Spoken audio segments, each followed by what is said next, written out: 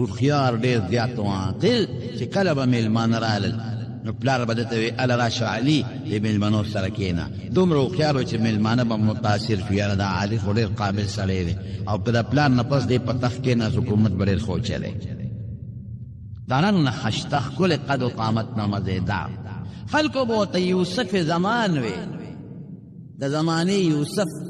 لکه یوسف علیه السلام له الله حسن ورکړی و نو ده ته به یوسف زمان وي، د خپلې زمانې یوسف. دومره خشته و اخلاق، ناسته پاسته، خبرې خلکو سره هوښیارې او په خبرو یې دومره فصیح انسان و چې خبرې به یې کولې خلکو له به یې خبرو په فن ورکو.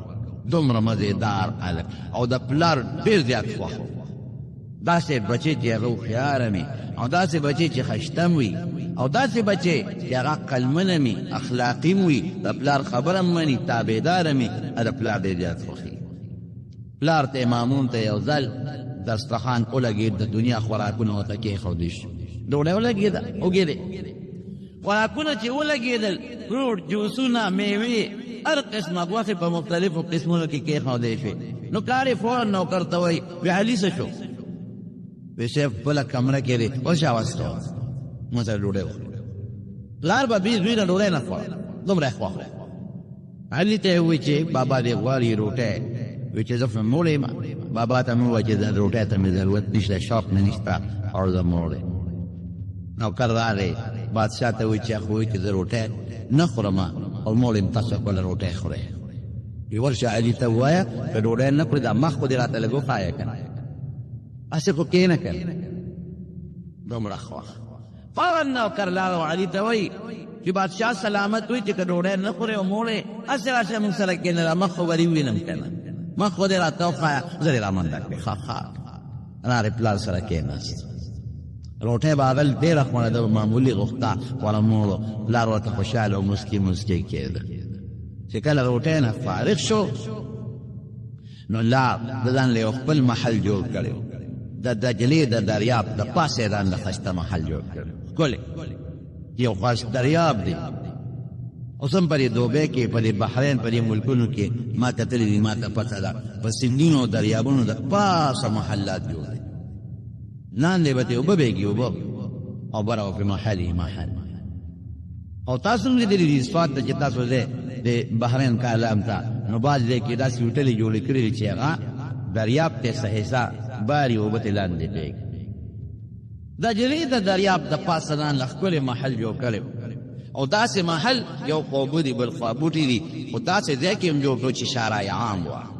لویه لار وه د خلکو، د بازار نه به خلک تاجران په دې لاره پوخانو او ګلو چیلو ته. نو ده وایي چې داسې مې چې ځان له تنهم چې د دلته کې دا خلک تېرېږي چې دا اینما په لاره څوک دي څوک نه دي، سوداګر قافلې دي، دا هم سړي له خوند ورکوي. دا نه ګوري بعضې خلک د سړک ته روځي او ګوري چې دا خلک په لاره تېرېږي، ماشومانو له هم خوند ورکوي او چې د خلکو خبرې هم لګي اورم تنهایۍ کې بس ډاکټر سره ناست دی. پلار نه چې کله فارغ شو نو دی راغی خپل محله. نوکرانو ته وایي ګرمي مې شوې ده، سخته ګرمي وه، پکې ایئر کنډیشن خوونه هلی شابه یخې اوبه راوړی، یخې اوبه یې وله را پیدا کړې راوړې په هغې یو لمبل په ځان یې اوبه واړولې او فوراً یې ښایسته ښکلې جامې واچولې او کېناست لارې ته ګوري، د لارې تماشه کوي او د اوبو شرارو ته یې هم غوږې ښودلې. قافلې تېرېږي په دې لارو را تېرېږي او دی ورته ښه یخ ناست دی. یو مزدور په دې لاره روان و، یو سړی ظریف بلکل شلېدلو جامو والا، جامې شلېدلې وې. دا مزدور راغی او د دې محل سره خوا کې د دې اوبو په دې غاړه ودرېده. دا علي ورته ګوري چې خدایه داس هلک څوک دی چې دلته ودرېده، چې ویې کتل په دې ګرمه ګرمۍ کې د ځان نه غټ څادر راته وکړی دی. دی خو پوه شو چې دا خو د غټ څادر ودې نه دي، زمونږ خو ګرمي کېږي په یخو اوبو مې ولمبل، خو معلومېږي دا چې د دې خوار بل څادر نه رشته دی. غټ څادر تاولی، هغې ته هم ټوټې لګېدلې، چې ویې کتل نو کمیس پرتوک ته هم غټې غټې ټوکرې لګېدلې دي او چې لاندې وله خپو ته مو کتل نو خپو کې د غریب سرمن پرته ده، د ټوټو سرمن. لکه ډېر تاسو به کتلي پخوا به زمونږ په دې وطن کې دا بعضې خلک وي، دا مزدوران غریبانان، نو دوی به سپلی پخپو کړی وې، که مو خیال و د بروزې د پاسه به یې پرې داسې یو تار ګایولی و غریبی به وکړ. ما ته یاد د بروازې نه به داسې یو دوه تسمې جوړې کړې وې، هغه به یې پې ګایولې وې. دقسې پړې پرې سرمن تړلې وه، غریب پکې قدر نه کړې وه، او چې هغې د خپې سرمن ته یې مکتله سپلی ته نو هغې ته هم ټوټې لګېدلې وې. نو یې ډېر زیات خفه شو او دلته نوکرانو فورن فروټ کول او مخامخ ورته کېښودل. یعنې خپل فروټ ته هم ګوري، خپلو جامو ته هم ګوري، خپل محل ته هم ګوري، خپل شان ته هم ګوري، او هرې مزدور ته هم ګوري. مزدور څه چل وکړه؟ په سر یې شکرۍ وه، او چې کېناسته نو شکرۍ کوزه کړه، نو یو څه یې واخېسته. نو د شکرۍ نه د مزدورۍ چې کوم رمبې وه هغه رمبې یې ترې راوویسته او دریاب په غاړه باندې کېناسته، هغه رمبې یې لاول ځان له ووینځه، هغه یې واپس په شکرۍ کې کېښوده، او بیا یې لاس او خپې د خټو ډکو، لاسونه یې هم ځان له ووینځل او خپې هم ځان له ووینځلې. چې دا هر څه یې وکړله، څادر یې کوز کړ، نو بیا یې د هغه شکرۍ نه یو لیپاپه راوویسته. هغه لیپاپه کې سړه ډوډۍ وه او مالګه وه. هغه سړه ټوکړۍ راوویستله او مالګه یې راوویسته. هغه ډوډۍ به یې اوبو کې منډله چې دا ډوډۍ نرمه پسته شي، او مالګې سره به یې یو ځای کوله او چک به یې تېوه. بیا به یې ډوډۍ په اوبو کې ومنډله چې پسته شي، نو مالګې سره به یې چوکه کړه، نو چک به یې تېوه. نو چې هغه وړه غوندې ډوډۍ خلاصه کړه، وی الحمدلله، یا خدایا ستا په دې نعمت زه ډېر زیات شکر ګزار یم. الله ډېر لوی شکر خدای چې تا ډوډۍ راکړه، شکر دی خدای چې تا زه مړ کړم، او زه ستا ډېر زیات شکر ګزار یم. علي وایي چې دا خبره مې واورېده، پړه مې درزه شو. اوهو دې شکر په څه کوي؟ د جامو ته وګوره، د دې پرې ګرمۍ کې د غټ څادر ته وګوره، د ټوټو والا کمیس او د ټوټو والا پرتوب ته وګوره، او دغه سرمن ته وګوره چې د خپې د ګرمۍ د وجې نه غریب د خپې لاندې چې خپې مې ونه سوځي، سرمن یې خېده په ټوکلی تړلې ده، په تار یې تړلې ده، او د خپو ته او دغه ډوډۍ او مالګې سره وچه ډوډۍ په اوبو کې خوشته وه. او دې څه وایي؟ یا الله شکر دی، الحمدلله د خدای ډوډۍ دې راکړه الله. او بیا څه چل وکړه؟ بیا یې دا چل وکړه چې هغه غټ څادر یې سر ته واچو او غریب د هغه سیند په غاړه باندې پرېوته وته شو. خلاص چې څنګه مزدوري ور انسان کار نه ډېر ګران کار دی. پیسې ګټل اسانه خبره نه. دا خلک دې نه دوبه ته چې ځو لار شي کنه، د دنیا خلک یې پته مې جی مال به موبایل راوړي، مال به ترماس راوړي، او مال به ګړۍ راوړي، او مال به جامې راوړي. تاسو له دې خوارانو نه خبر نه یې. ټیک ده چې په دوبه کې خلک ښه نوکران کوي، اعلی نوکرۍ کوي. قسم په خدای جومات کې ناست ما د دوبه لیبر او مزدور هم لیدلی دی، ما لیدلی دی په خپله چې هلته د دریاب په غاړه د چمنې ډېرې زیاتې دي، او دې دغه کې په دې لکه سیند کې دلته پارکونه دي، هلته هم پارکونه دي، دی کې چمنې دي، او په خدای یقین وکړه دومره دومره غټ غټ ماشي، غټ غټ ماشي. لکه یو ځل یو چمن کې کېناستم په یو پارک کې، ملګري را سره وو، نو خپې مې ګر چې مې وکتل لکه دا خو ماشي دي، دومره دومره ماشي، غټ غټ ماشي. سمندر دریاب دی، اوبه ډېره زیاته ده، نمي ډېره زیاته ده، دومره دومره ماشي. نو چې ما سهار وختي پېشمني یو وخت کې ووتم، مونځ مې وکړ یو ځای کې، او بیا تلم داسې ما ته ملګري په دې دریاب چکر لګو، دا وخت خاموشي وي، څښلې سړي پکې نه، نو هغه چمنو کې خلک پراته وو، څادرونه یې اغوستي وو. مې دا څوک دي؟ وایي دا د خوارۍ مزدورۍ والا غریبانان دي. دې د شپې ځای نشته چې شپه یو ځای کې وکړي. ولې د شپې ځای نشته؟ چې په دوبۍ کې خو کمرې قیمتي دي، کټ کم ځای میلاویږي. چې دې په هوټل کې ځان له کمره اخلي، نو دومره خو دې نه ګټي چې هلته ورکړي. دا خوار دقه چل کې دلته پروت، دا غریب پرې چمن کې پروت دی، او څادر یې په دانه چولې دی، او په څادر کې پروت دی. یاره روټۍ کوې وه، چې هلته لاړو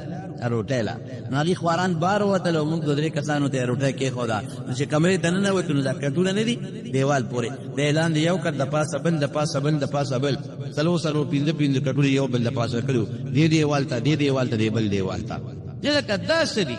چې دې کې موږ پراته یو که نه، موږ سره خو دومره پیسې دي چې څلورو کمرو کې څلور کسان دی شو. دا دې په ډېره ډبل کري، د دوبۍ کې څو کوڅې دي چې پکارئ. نو موږ دا په لس پنځلس شل کسانو باندې دا کمره کرۍ کړې ده، یو لاندې پروت، یو د هغه د پاسه، یو د هغه د پاسه، یو د هغه د پاسه، نو چې یو ډخې ټولو سره لتي. دا عجیبه انصاف. او دلته خلک وایي مال یې ګړی راونهړه، مال یې موبایل راونهړه، مال جامې راونړئ تاسو غریبانانو نه خبر نه یې دا خوانان ته څه جون تېرئ علي وایي چې دغه سړي ته مې وکتل دی مزدور ته نو ځان ته هغه څادر واچو دی پرېوت اوده شو او زه ورته دقسې اوس حیران یم چې یا خدایه زما دې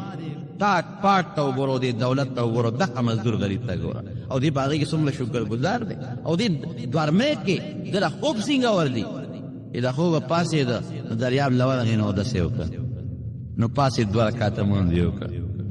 د لمانځه نه پسې الله تعالی سوچت کړ نو بیا وایي یا الله ستا ډېره شکریه الله ستا ډېر لوی حمد او مهرباني چې پروردګاره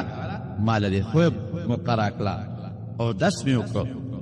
مونځ مې درته وکړه علي نوکر ته وویل چې دا مزدور ځان سره راوخېږي وبره او دا ښکاری مې ورته ویل امبې ځان سره راوخېږي نوکر پولیس والا ورمنډه کړو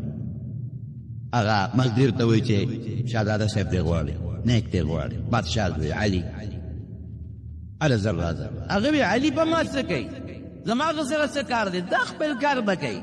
زه مزدور سړی یم وایي خامخا دې غواړي که نه دی په زور دی بوځو څنګه به نه دی بادشاه زوی دی غواړي ته نه ورځې خو لینې یو آیات وته عسى ان تکرهوا شیئا وهو خیر لکم الله وی ډیر کړه تبا یو شی تا ته خنخ کاری خو بدل بهتري ټیک ته چې دا شیخ ما ته خنخ کاری د بادشاہ دربار ته ورتل ممکن ده چې دا مال بهتري مشکره په سر پلا او نیر دربار ته وختل چې او خطر نو بادشاہ دوی وته دغه ځای کېنه چې کېنه وی لکه مزدوری وی او مزدوری کې وی او سیب مزدوری کو ولی مزدوری کې وی سیب خپل محتاج هم ډوډۍ ته او زما یوه مور ده چې هغه شله ده په خپو باندې او یو مې خور ده چې په سترګو ړنده ده مور مې شله ده او خور مې په سترګو ړنده ده نو هغه خواران هم محتاج دي زه د هغوی کفیل یم د هغې کفاله کوم نو دقه مزدوري کوم چې څو ګټم نه هغوی له یوستم علي ورته وایي چې هر کله ستا مور او خور تا ته محتاج دي او د هغې کفیل نو دا اوس ته ځان له ولې ډوډۍ وخوړه بیا خو په کار نه وه چې تلې وه هغوی سره یو ځای دې ډوډۍ خوړلې وه هغې دې پرېښودله اوس ځان له دې ډوډۍ خوا وی اوږې ومه ډېره زیات مزدوري مې وکړه اوږې ومه او هغوی سره مې ځکه ډوډۍ ونه خوړه چې هغوی دروازې روجوي دروازې روجې نیسي دې وخت کې هغې خوراک نه کوي ماښام به که خیر روژه ماتئ او زه به د خپلې خور او مور سره یو ځای روژه ماتو بیا ورته علي وایي وی ښه دا راته ووایه چې ستا ډیوټي څه ده کار دی څه دی ډیوټي دې څه ده کار دی څه دی وی ډیوټي خو مې دا ده چې زه سهار نه روزم او د مازدیګره پورې مزدوري کوم ښه دې لوټې کوم دیوالونه جوړوم ډیوټي کوم دا مې خپله مزدوري ده او مازدیګر نه پس څه کوې مازدیګر نه پس الله ته عبادت کو خپل مالک راضي کو پرې خوبه وی خوب مې تا ولیده که دغه مې خوب مې په دې خوب ستا کار کېږي په دې خوبه او ورته څه وایي او ته وی چې د قبر د تیارو سوچ څوک کوي د دنیا خوبونه نه کوي بیا که دلته مې خوب وکړه نو قبر کې به خوب تریخي بیا به نه راځي او که دلته مې خوب ونه کړه روڼه مې وکړله نو انشاءالله چې قبر کې به ډېر خوب راله راشي د شیخ الحدیث حضرت مولانا محمد ادریس صاحب په بهترین او ښکلي اواز سره د مختلفو اسلامی بیانونو او مختلفو واقعاتو اوریدلو دپاره زمونږ د یوټیوب چینل ځان سره سبسکرایب کړئ او ملګرو سره هم شیر کړئ دلته چې څوک خوبونه کوي قبر کې به ویښې خوب به نه ورځي او چې دلته کې مې خوب ونه کړ ویښه مې تېره کړه نو انشاءالله چې خدای به وي ډېر ستړی راغلی دی دنیا کې خوب ډېر کم کړی دی پرېږدی دی فرشتو ته به وایي چې دی په دې قبر کې اوږد خوب وکړي نم که نوم العروس بادشاه دوی حیران شو وی ته چې دا مالګه وخوړه اوچه ډوډۍ تا د الله شکریا ادا کړه وي او دا ولې دا خو ډېر معمولي شی دی او دا خو معمولي شی نه دی خېټه ماله شوه که خدای سلسله پیدا کړې ده او ماله خدای ډوډۍ راکړه او یې ګوره بادشاه سلامت تا ته خو پته نه لګي ته په دې محل کې ناست دی ډېر خلک داسې دي چې د هغې دقه ډوډۍ هم نشته ډېر خلک داسې دي چې په لاسو کورن دوران دي نو خپله مور شلم او ډېر خلک داسې دي چې په سترګو ړانده دي او ډېر خلک دا دي چې په اندامونو مریضان دي. الحمدلله ما له خدای سترګې روغې راکړې، الحمدلله ما له خپې خدای روغې راکړې دي، الحمدلله ما له خدای خپله روغه راکړې ده. که زه د مور په شانتې وم بیا به مې څه کول، که زه د دې کور په شانتې ړوند وم بیا به مې څه کول. دا د خدای حمد ده چې زه د خدای روغ پیدا کړم چې د هغوی خدمت وکړم او د هغوی په سبب د جنت ته ورسم. علي نوکر ته ویلي و 15,000 درهم ورکړه دې مزدور له 5,000 درهم. هغه زمانه کې 15,000 درهم داسې وو لکه چې اوس 15 لکه نه او 6 لکه روپۍ ورکړي. هغه هغه 15,000 درهم راوړي وي دا والا وي په دې څه وکړم؟ وي دا به دې په کار شي، وي دې ته زما ضرورت نشته، هېڅ حاجت مې دې پیسو ته نشته. علي ورته وایي وایي که ستا ورته حاجت نشته نو زما خو ورته حاجت شته که زما دپاره یې وایه زما به ثواب وشي، زه به خوشحاله شم. ځکه ستا ورته حاجت نه ته پرې نه خوشحالېږې نو ما خوشحاله که زما دپاره یې واله. بیا ورته وایي مزدور ته بې دعا راته وکړه. مزدور ورته وایي چې تا په ما غلط شوې، دا خو خلک د نیکانو نه غواړي، خطا شوې روان دی، زه خو نیک سړی نه یم چې ته ما نه دوا غواړې. ورته وایي ښځه نصیحت خو راته وکړه که نه؟ وی نصیحت درته وکړم؟ وی وی بادشاه سلامت وی ته چې کله په سفر ځې تیارې وله کې که نه کې؟ او دا آیت یې وی فذکر څنګه دی فإن الذکر تنفع المؤمنین. وی زه نصیحت درته کوم مسلمان ته به فایده ورسوي. وی ته چې کله په سفر ځې په سفر له تیارې کې که نه کې؟ وی بلکل د شپې نه ورته تیارې کو او سار نور کله ناوخته پاسم او چې کله په سفر ځم وختي پاسم خوب هم پرېږدم او هغې لپاره تیارې کوم. نو علي د آخرت او د قبر خو ډېر لوی سفر دی، هغې له یې څومره تیارې وکړو، هغې له څومره وختي پاسېدې. په دې خبره پوه شوې؟ هغې له څونه وختي پاسېدې چې په سفر دی خو وختي پاسې، صبح سویرې وختي پاسې. نو د قبر ډېر لوی سفر دی، انتهایی سفر دی محشر میدان تا، حشر میدان تا. نو تا دې سفر له څومره وختي پاسې دی څنګه غوندې سفر کې هغې له خو وختي پاسې چې ډېر اوږد سفر یې ډېر وختي پاسې. د ایرپورټ ته چې کله د عمرې والا هر څوک ځي که نه نو دې ته هغه ایرپورټ والا وایي چې کم از کم 6 ګنټې مخکې راشه، بیا 4 ګنټې مخکې انټرنیشنل فلایټ له خو به خامخا راځې ګورې. نو چې لرې سفري نو بیا به د جاز د تلو نه هم 6 ګنټې او 4 ګنټې ایرپورټ ته ځان مخکې رسوي، جاز رانه لاړ نه شي. اصل هغه کاونټر هغه چې کوم دی ټکټونه ورکوي ارانه بند نه شي. هلکه کاغذونو کې غلطي وي چې دومره ټیم پوي چې خو پکې ټیک کم که نه. ګوره څونه سوچ سړي سره پروت دی، دومره اوږد سفر باندې ته روان یې او په دې دومره اوږد او لوی سفر کې تا هغې له څه تیاري وکړه او چې دې اوږد سفر له روان یې په وختي پاسې نو دې له څومره وختي پاسې دی. باش چې دا خبره وکړه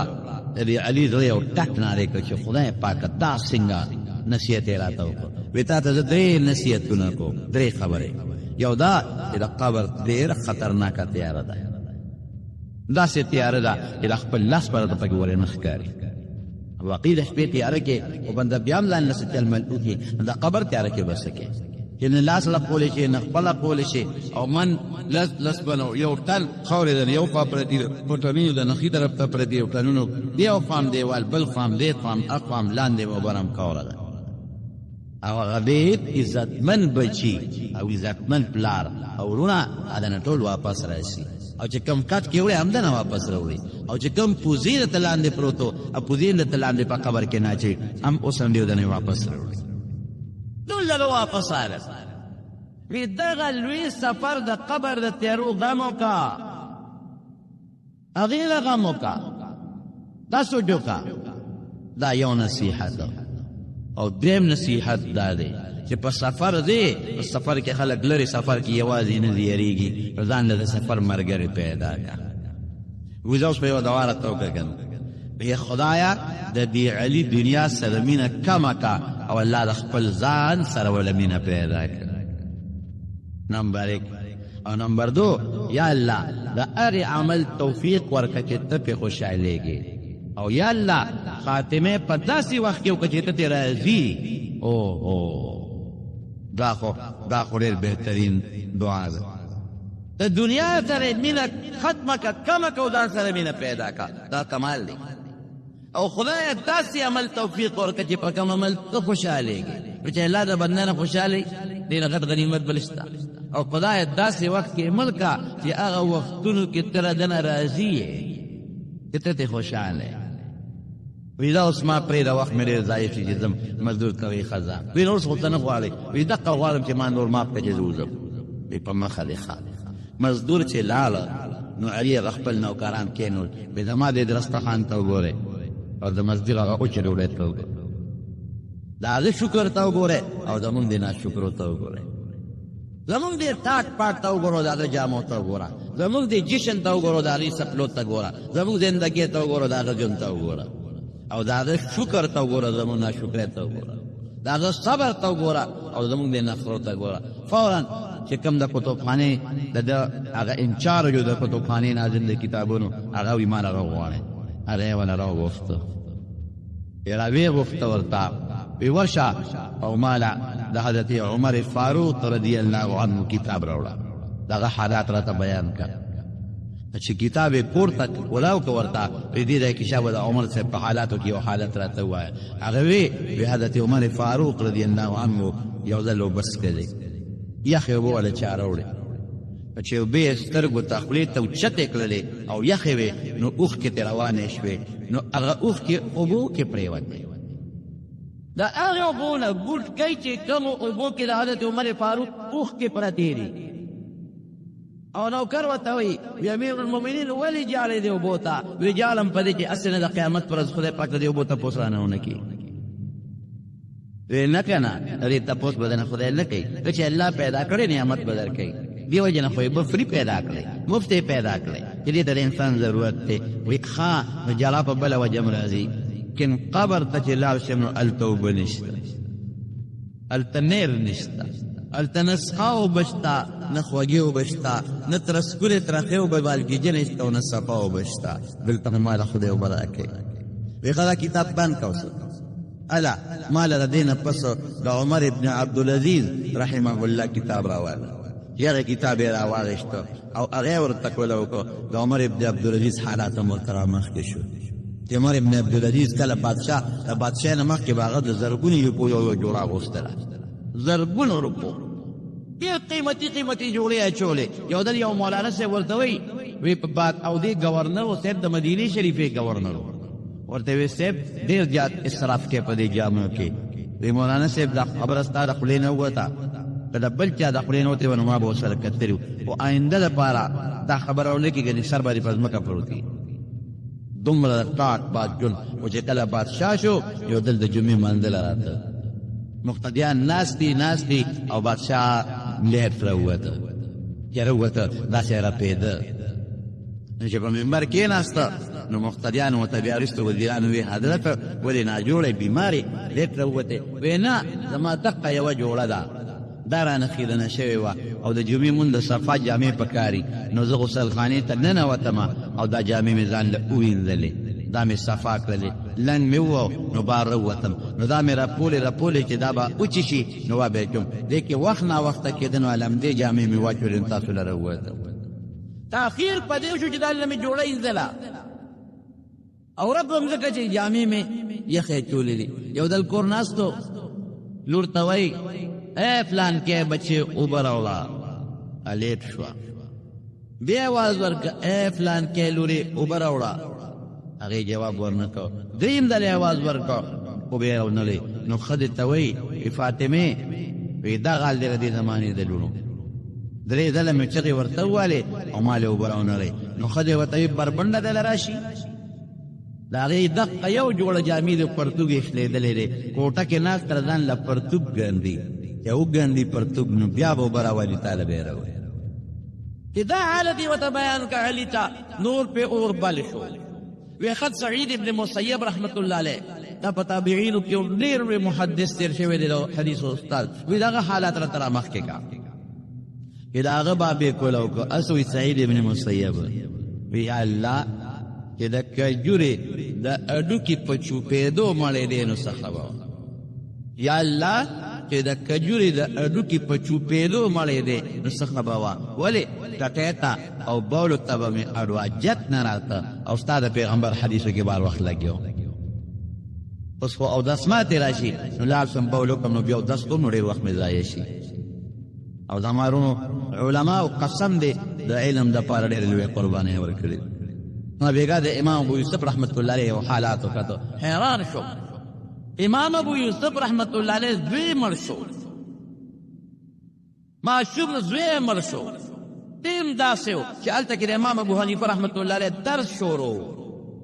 دا درس شروع او دلته کې د دوی د جنازې ټیم دی نو شاګرد ته وی مهرباني وکړه زما د دوی والی او دې مقبرې ته ورسره سره د جنازه وکړه او زه ځم د امام ابو حنیفه درس رانه قضا کېږي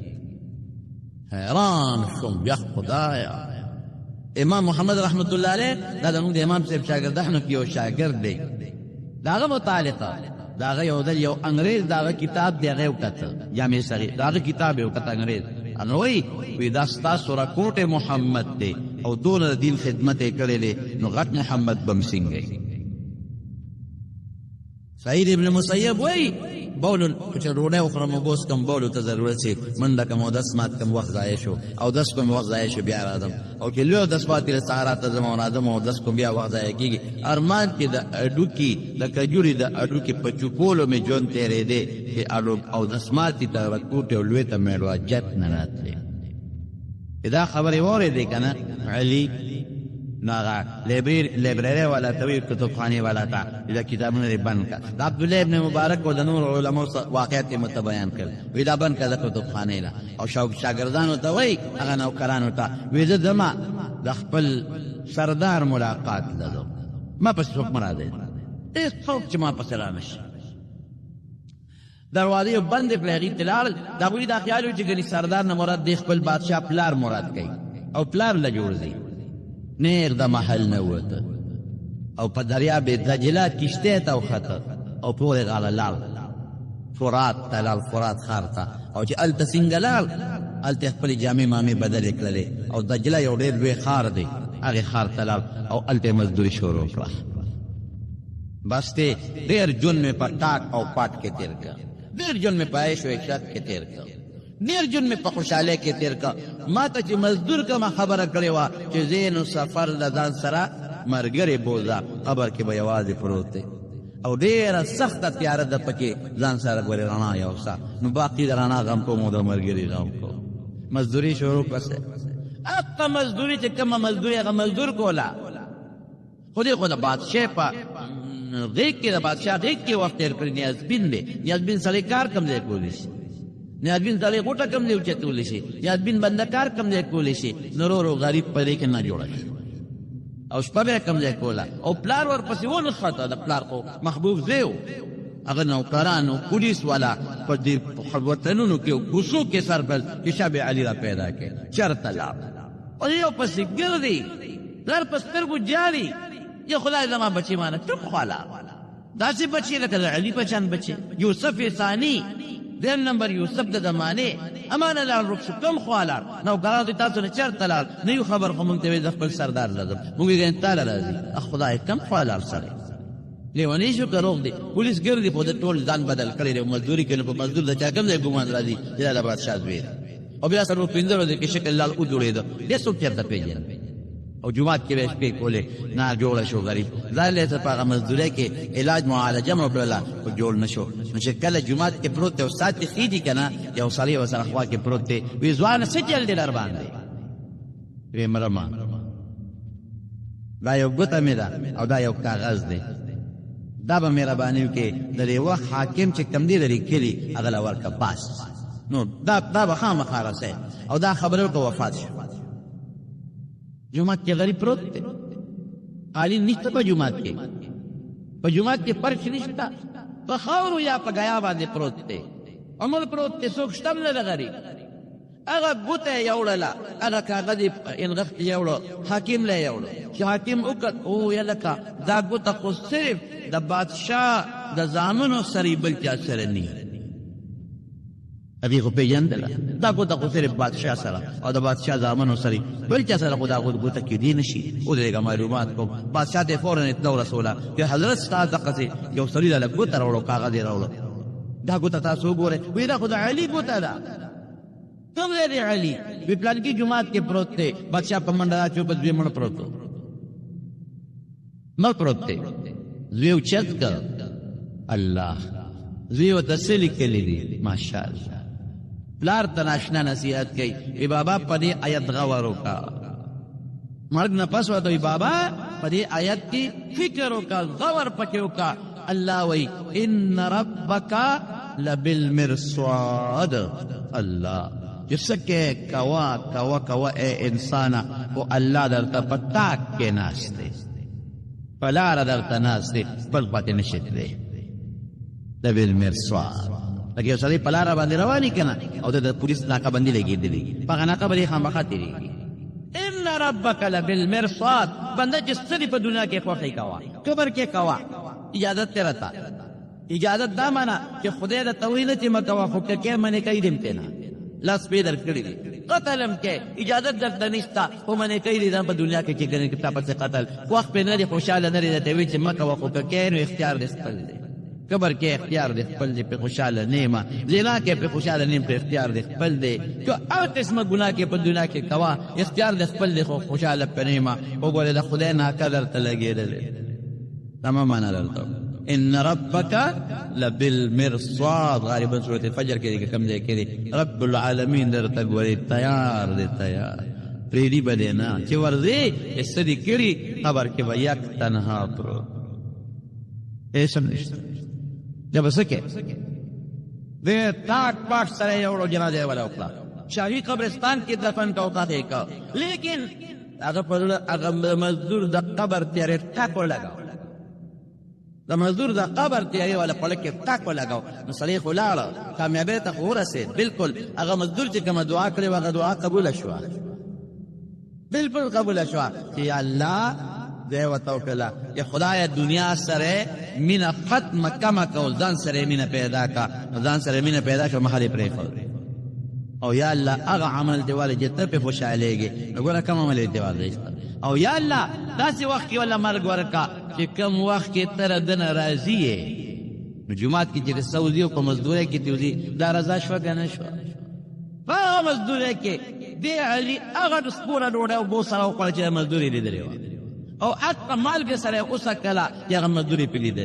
او پلار تناشنا رسیت کئی دی آیت کے دیر نویب عجیبہ خبر دا ان ربک لبالمرصاد دا خدای غٹنا کادر تلگی چی تیرے گی با نشی تیرے دے انہا کبندو کے سوری دی کنا نشی تیرے دے بلا لارم نشی تے وطا بدلے کے نا کبندے باندے دے دا تائی بدے بیا بسکے وسر اللہ ناکا لگے دلے دا قبر کہ چرتے پاک ہوئے او روح ہوئے جنت تبدی پا قبر کے جنت تبدی بیا نبی علیہ السلام فرمائی اللہ پرشتوں تا حکم کو کی ادھر دا جنت بستر تیار رکھے دا جنت ریزہ تروڑے دا جنت سولا وطا کلو کے دا جنت ہواگانے ورطا چالو کے او جنت وطا مخامخ کے جری وطا گوری او کناچا کے گیر شوئے او دا خو مجرم دے لکا تو مجرم ہے پدې ناقه کې تاسو سره خو صاحب هغه سیزونه دي چې هغه حکومت پاکستان منع کړی دي ته هم مجرم او تاسو سره خو هغه څه شي دي هغه سیزونه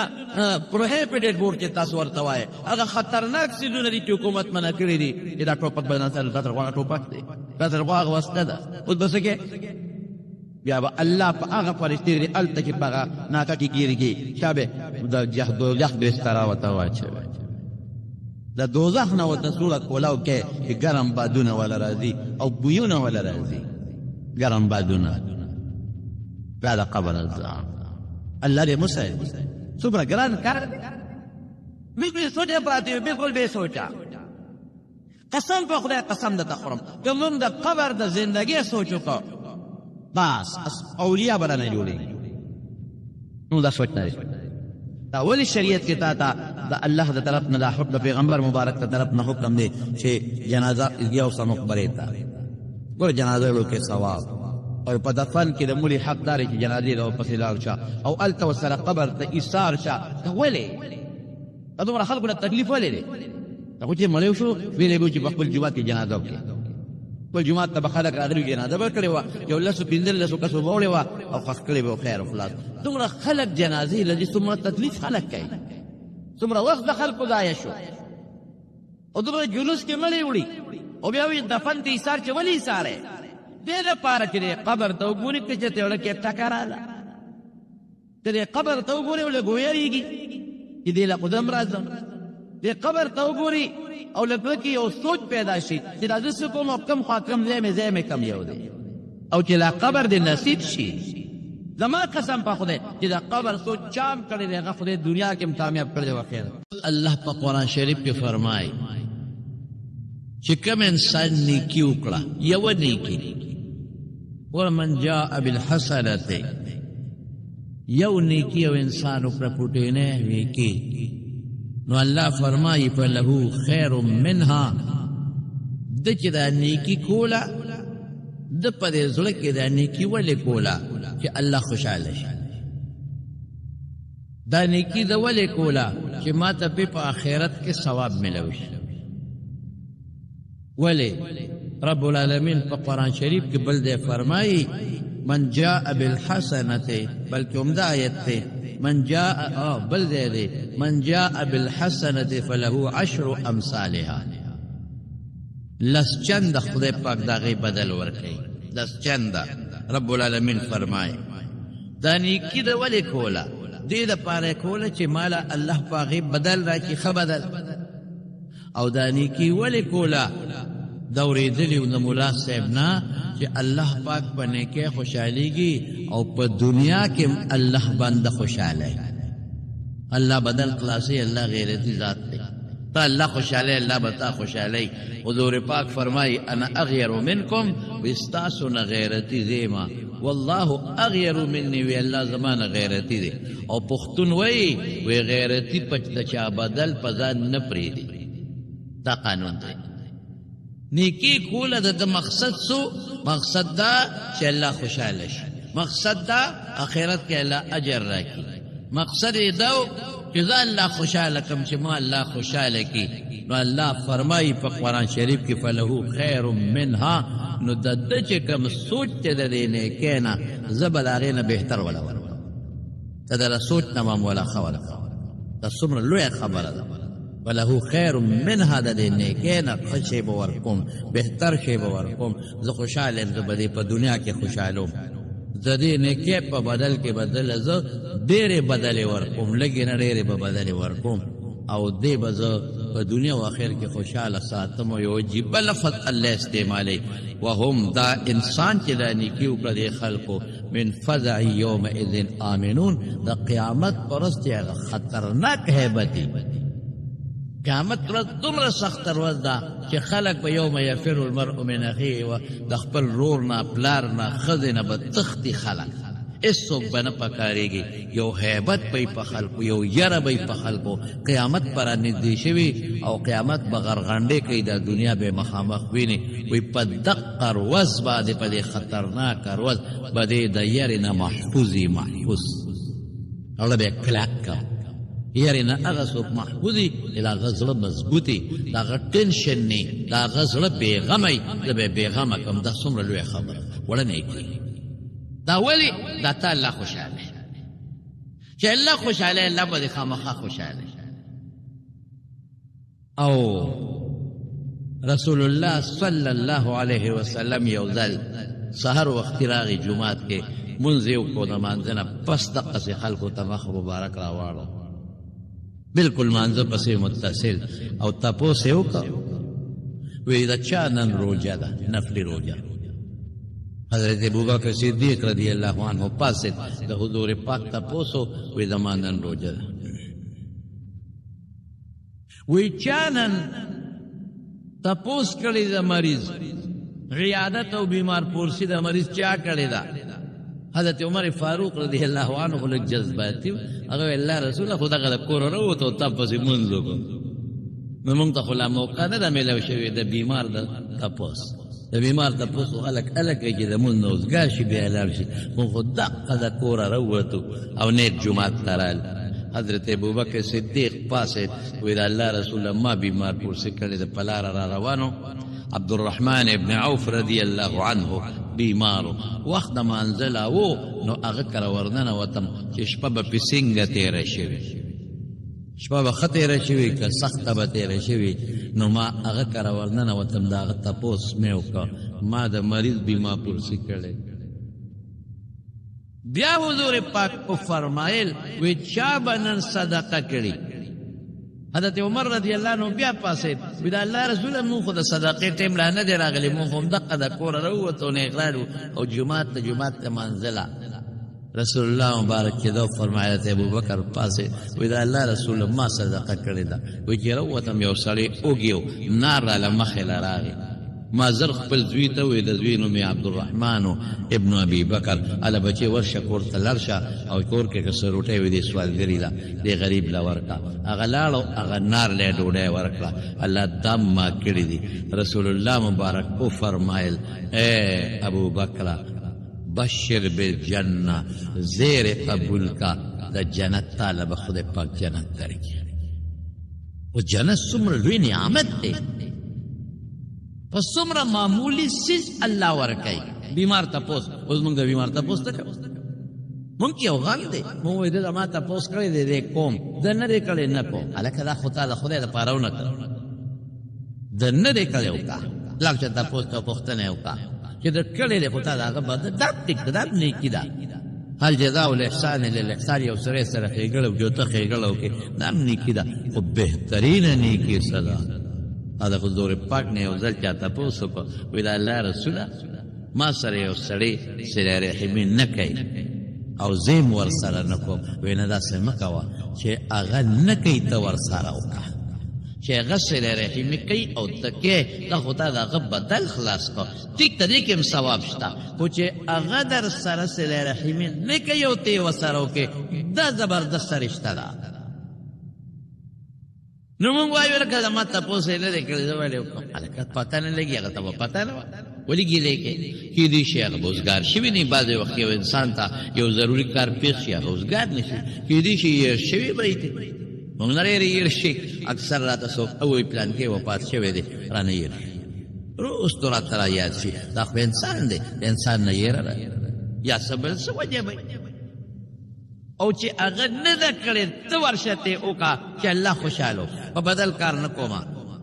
دقسې زمونږ د جنازو قسم ده دې زما مړي ته راغلی دی چې زه وکړم هلکه دا خو تا د خدای دپاره نه کړه دا خو تا د بدل خبره وکړه ده زما تپوس پوښتنه ده ما سره ښېګړه ده زما د پلار د بیمارۍ تپوس دې ما له دعا له راغلی دی ده زما قبر کې کار کړی چې زه ورله وکړم ټوله قصه زمونږ نن د عدل بدل روانه ما سره کته کې د نیکي کوم کته نه کې د نیکي نه کوم آها ماشاءالله تا خو د الله لپاره ونه کړه تا خو د لپاره وکړه نیکي الله دپاره وکړه دې نه دی راغلی زه ورځم زما د قبر کې کار نه دی کړی زه ورله کوم دې زما د پلار تعزیت له نه دی راغلی زه ورځم ده زما پوښتنه زما د پلار نه ده کړی او زه د پلار کوم ته ګوره الله خوشحاله که چې الله تا خوشحالي کوي نو دغه سړی راځي ستا د خپو کې به پروت ملامت په درته ناست دی خو یاره ما خو یې تپوس ته وکړو دا یې زما تپوس ته راغی ملامت په درته ناست دی نو دا ګوره تپوس مې وکړ او دا څومره معمولي خبره په تپوس رسول الله مبارک فرمایي د نیکۍ اجر ته وګوره وایي چې څوک د یو مریض تپوس له لاړ شي یو مریض تر څو واپس کور ته نی را رسېدلی او یا زره فرشتې د ده دپاره دعاګانې کوي څومره لوی ثواب دی بلکې یو حدیث کې دا راځي چې کم انسان د یو بیمار پرختنې لذي دی د جنت په باغ کې روان دی نو زموږ طالبان د دې درې توجیحات کوي اسانه دا ده که دغه وخت دی مړ شو په دې لار په تلو راتلو کې هغه سره تپوس پوښتنې وخت کې دې بنیغ د جنت باغ لدی احسان وانا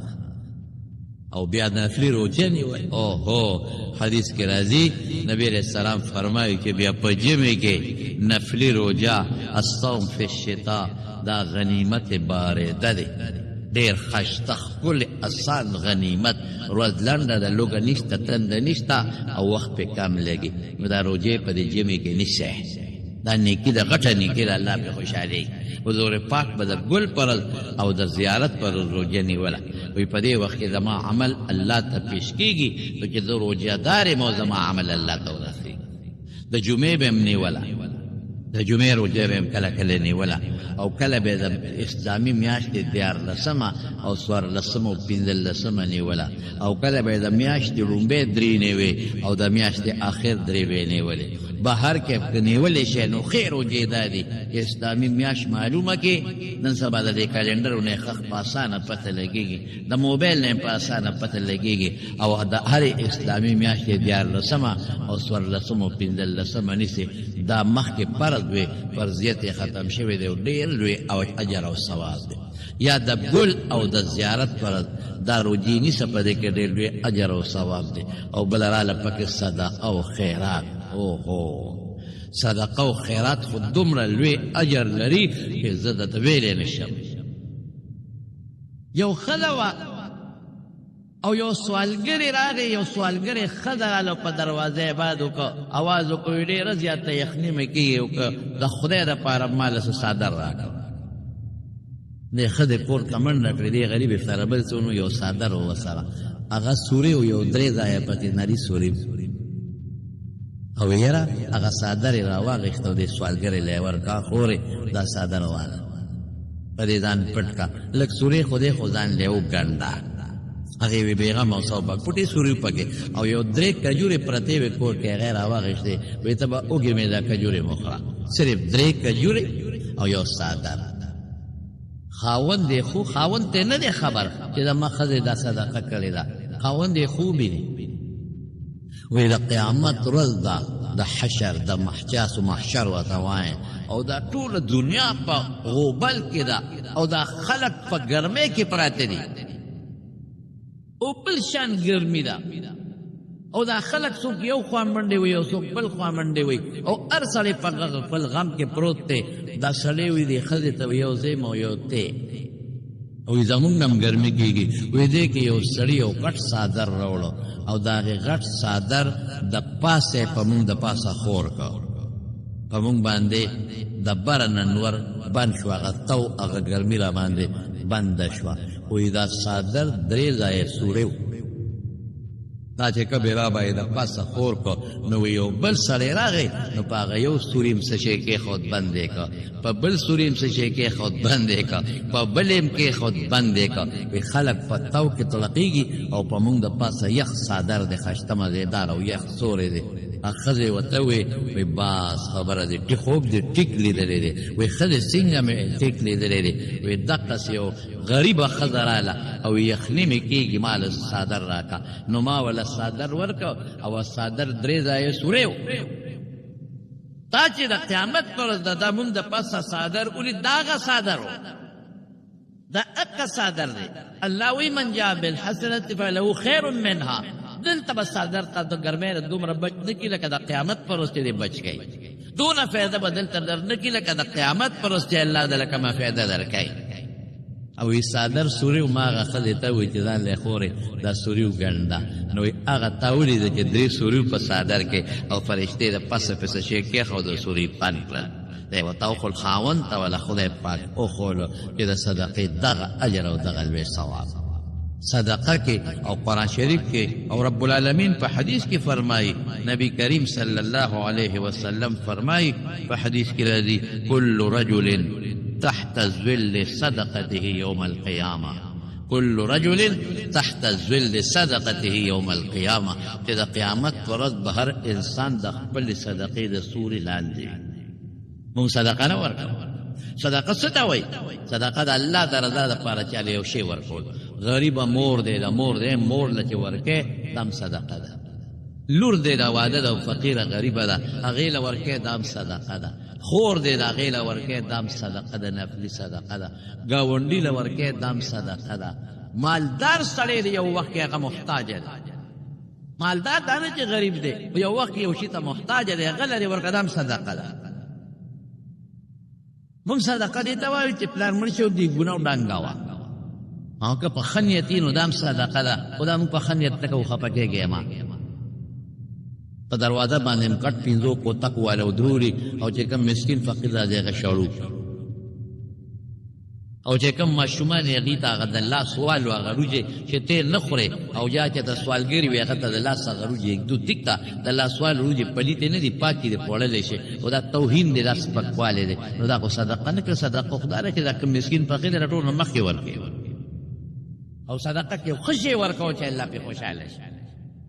حضرت ابو طلحه رضی اللہ عنہ چې کله آیت نازل شو لن تنالوا البر حتى تنفقوا مما تحبون چې کامل نیکی دا ده چې کوم شی د خوښې د خدای په لار کې خرچ کې نو د جومات ته مخامخ یو باب او باغ و هغې ته به بیرحا وي ډېر اعلی باغ و د کجورو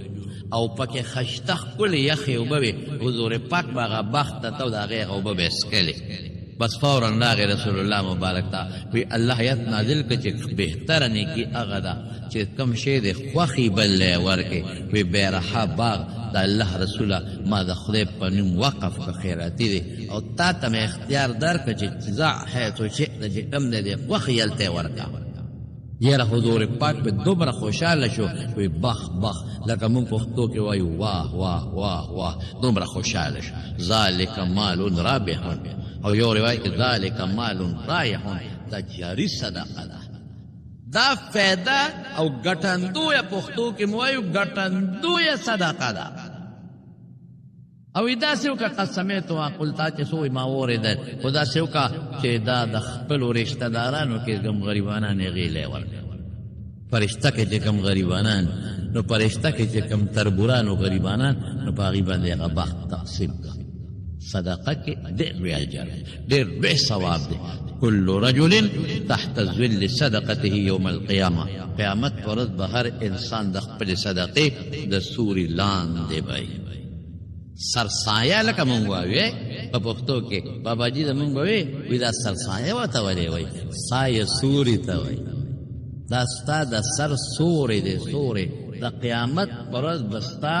دا سرسایه د سر سوري وي او د نور نه به پرې بچې د نور د تو نه به پرې بچې مونږ بیا په صدقو کې څه کوو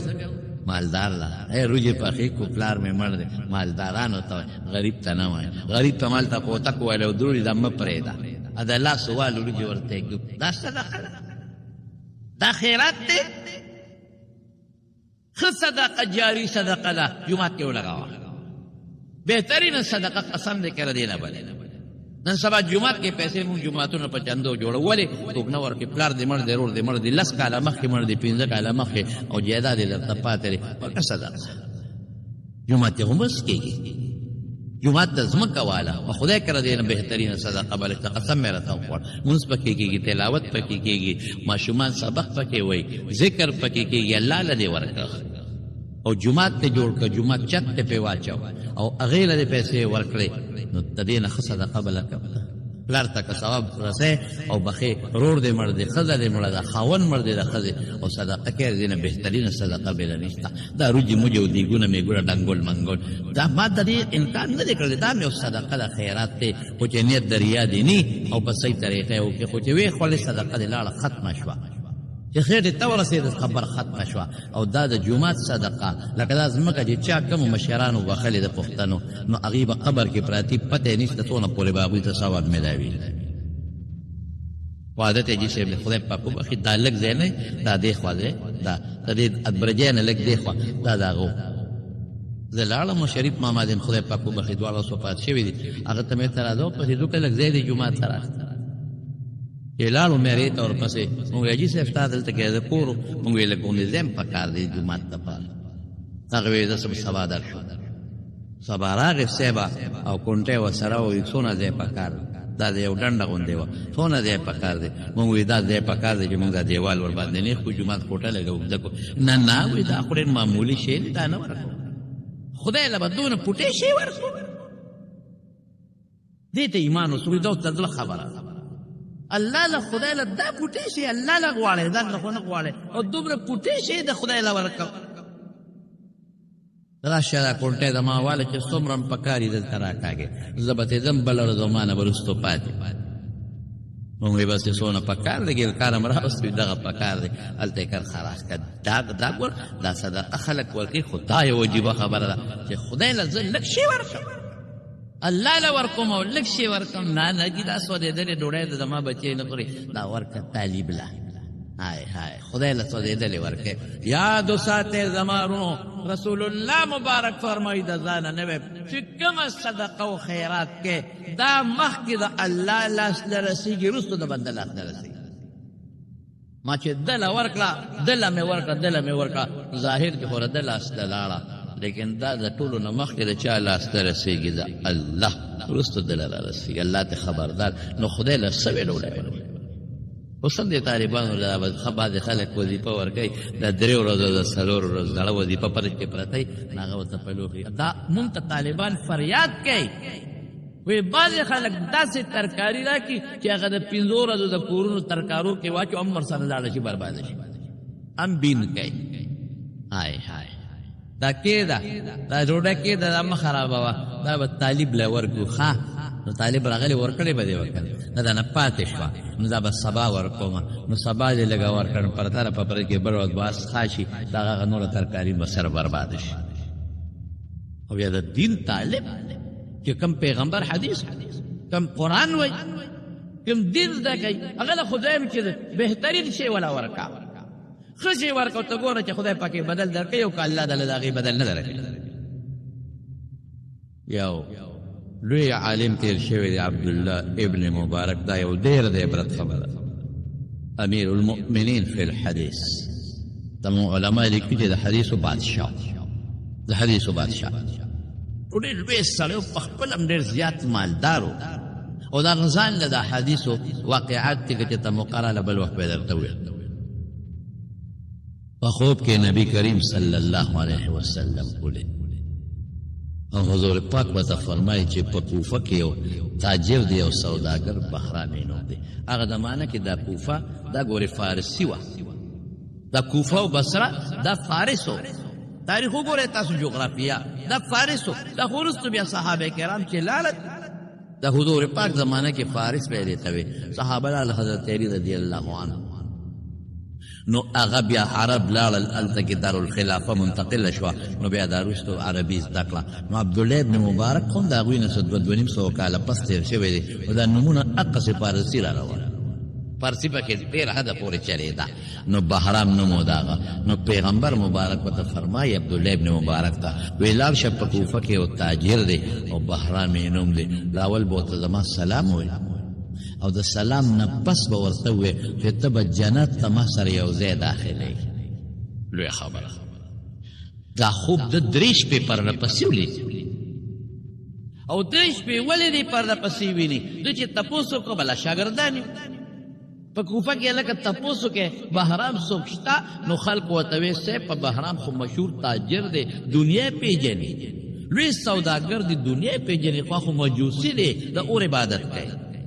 نو دې پاړه کې شک کې پرېوته خدای پاکه مجوسي ته څنګه پیغمبر مبارک سلام ورسو او مجوسي به د حضور پاک سره یو ځای جنت ته څنګه دي یاد وساته ان الله لا یغفر ان یشرک به ویغفر ما دون ذلك لمن یشاء یو الله به ارچت او غواړي قانون نه رحم ده خدای داسې دا الله نو به بخي خو شرک خدای نه مشرک نه بخلي کېږي بس دا فیصله او تله فیصله نو ته خو اور د الله سره شریکې ده اور عبادت کې ده اور عبادت کوونکی خو مشرک دی تا خدای نه بخي او خو دا څنګه پیغمبر مبارک سره به مشرک څنګه یو ځای دی هغه ته څنګه سلام ورسوم په سبا شپه بیا خوب اینې بیا شک کې پروت دی په درېیمه شپه بیا خوب اینې او ملګرو نه تپوس کې دقه یو مجوسي دی په کوفه کې هلکه کوفه لوی ښار دی ما له پوره معلومات والی بس وی صاحب بل څوک نشته بهرام نوم او تاجر دقه یو کس دی مشهور سړی بس د وراشه څه چل بی لار صاحبه عبدالله ابن مبارک کوفې ته چې ورغې هغه تاجر له تپوس یې وکړه څوک دی دا منډی ده غاټه منډی وه اوس خو منډی ته ټرکونه او سوزکیان او ډاټسنې راځي هغه زمانه کې به اوښان او قچرې او خره به په دې به سامان بار کېده یو خوا بل خوا به منتقل کېده برآمد او درآمد چې وته وایي غټه منډی ده او په منډی کې د دنیا په سلګونو نوکران دي او بین الاقوامی تاجر دی انټرنیشنل د بار ملکونو د بار علاقو نه سامان راځي او نوکران ناست دي او په هغې بولي کېږي هغه خرڅېږي څوک مال وړي او څوک خرڅوي څوک اخلي او بلا نوکران دي مزدوران او لګیا دي او بورې دي او څیزونه دي او ګنډلې کېږي بوخان دي یو لوی هلچل دی تپوس یې وکړه بهرام څوک دی مخامخ کې کوم ناست دی دغه دی دا عبدالله ابن مبارک مشهور سړی خلکو پېژنده چې د حدیثو لوی شیخ دی چې بهرام ته پته ولګېده او راپاسېد که کافر هم دی خو خلک د مشر او بیا د مسلمانانو د مشر خلک قدر کوي او شاگردان و سره دی عبدالله ابن مبارک سره شاگردان و توی حضرت څه کې په دا مجوسی دا د اور عبادت چې کوي دا الونه وي شاگردانو ته وي زما ورسره کار یو شاگرد مې صاحب خو مجوسی دی ته څه کې هغه سره وي زما څه غرض دی ورسره هېڅوک نه خبرې دا خبره لکې پرته شاگردان مې خیال ته وکړه چې یاره کیدي چې عبدالله ابن مبارک مالدار سړی دی او ورسره څه تجارتي تعلق جوړی تجارت هلکې کافرو سره د چین مین نه مونږ دا مالونه نه راوړو چې څنګه ورغی عبدالله ابن مبارک هغه هم دا ګمان وکړو چې مولوي صاحب راغی ممکن ده چې څه تجارت په ما سره کوي ډېر عزت یې والا ورکړ عبدالله ابن مبارک وی تر بهرام تا سره زما ځان له یو غرض دی نو چې بل څوک نه زه ورته یم ډېره ښه صاحب یو کوټې ته لاړ دننه شو همدقه بیا ویمه شاګردان هم دا سوچو چې څه تجارت ورسره شروع کړي دا هغه هم دا سوچو چې کېدي چې دې سمال اخلي راخلي چې دننه شوي دروازه بنده که بنده یې کړه وی بهرام ما خو پېژنې او حضرت عبدالله دې نوم دی او د پېژن مسلمانانو د حدیثو لوی عالم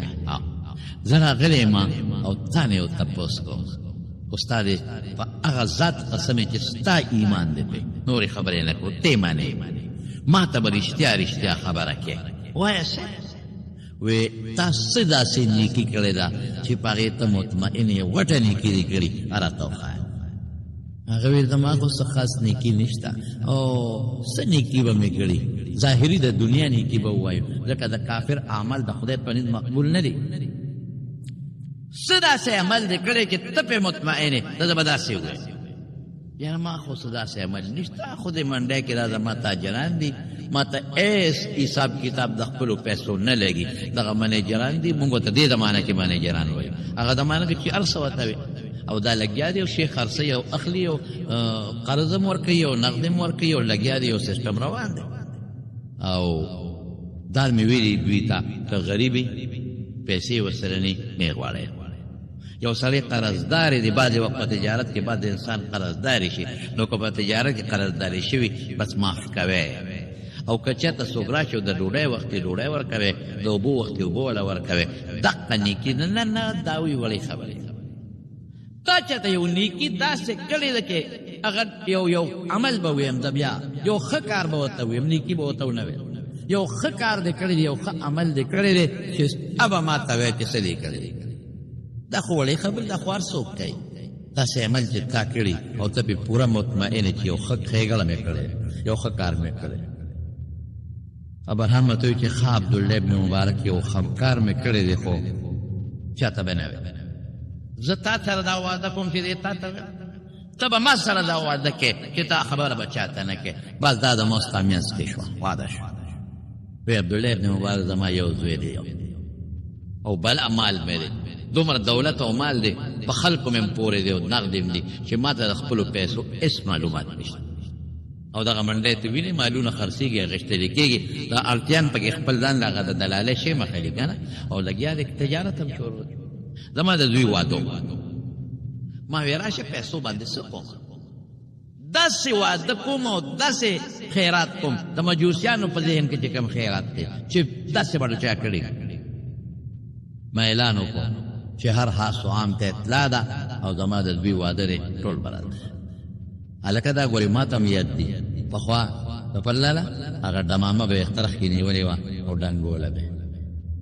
دا خو مړه اوس دا خلک ډېر شو اوس دا شی څوک نه کوي نو په محله کې به هغه ډمامې والا ډمامه والا ډب ډب ډب ډب ډب خدای مو بخا د پلان کې خیرات دی تاسو ټولو ته خبر دی راځئ به دا زما یاد یا په نږدې دوه محلو کې خلک به رالل اوس خو هغه شی نشته اوس هو ډمامه هو شابه اوس واچې چې پت په فیسبوک در پسې بچې جان د پیښور نه رانغې نو یاد سات او دا به بیا څوک ماړی اوس خو خیبه ابه نه ابه نتلل ای کې به حیا و پیژنګلو مخصوص کسان به لږ به چاته به بې تپوسه سوال نه پیدا کېږي چې یو سړی به د چا خیرات ته لاړ او بې تپوسه سو چې فرشته کې به دی وایي ښه ما پسې خط رالیږلی دی چې په خپله نیولې نه ورځو او ما ته یو ته ویلي دي دوه به نه ځي تا اوس مخکې روزو کې یو سړی ته چې ته شادي حال کې ډوډۍ ته ناست نو هغه شادي حال والا ورپسې راغی لکه وایي دا ته څه کې روزانه راځې او چې دلته شادي حال کې زمونږ د خلکو ودونې روزانه ناستې ته په کرسۍ دا تا ته چا ویلي وایي ما ته دا واده خاوند په خپله ویلي دي په خپله هغه وایي تا خدای غرق کړه د ماشوم حقیقه ده د واده نه لیدی چا دا حقیقه ده د ماشوم وایي ښه خدای ته وګوره خذ الموایا اوس خو بېته اوس خلک ورروان په پېښور کې دا شی ډېر زیات دی دا بې دعوته ورتلل کبال کې ځان له 500 روپۍ پتلون اخچولو یا په 100 روپۍ هغه د کبالي پرتوګه او ځان له کوټ موټ اخیستې په 12 روپۍ باندې او د 500 روپیو تورې چشمې اچولې او لاس کې کونټه لا بیاله نیولې او دا هغه څه وایي دا د مخامخ ناست دی دا څه ورته وایي امین وایي دا لوبه ما ډېره کړې ده وایي دا ما کړې مخامخ دا یې ناست دی وایي د خدای نه معافي غواړم خو دا کار مې کړی دی وایي زه به روزانه په پېښور کې ګرځېدم په شادي حالونو دا ډوډۍ به مې خوړی بهر کیفه نو دا لوبه د نورو هغه را رواني ښه پتلون دی او پینټ دی او شرټ دی او کونټۍ ده ورسره او چشمې دي او چې راشي هغه باندې څوک ګما خو پولټیکلي جت راغی په دروازه ورته خمد سلام کوي او هغه زوی وایي پلار به مې ورته ویلي پلار صاحب راځه دلته کښېنه صاحب او صاحب نه دی کباړي چیزونو کې ځان تړلی دی او په ډوډۍ ورغی یو او بیا د ظالم بچي یو کیو خوري هغه نری مری ترې راغونډې کړي نو غاښ کې ډکې مې کې ووایي نو لاړ شي نو په بل شادي حال ورننوځي 2 3 ووایي دا ګناه بالکل ګناه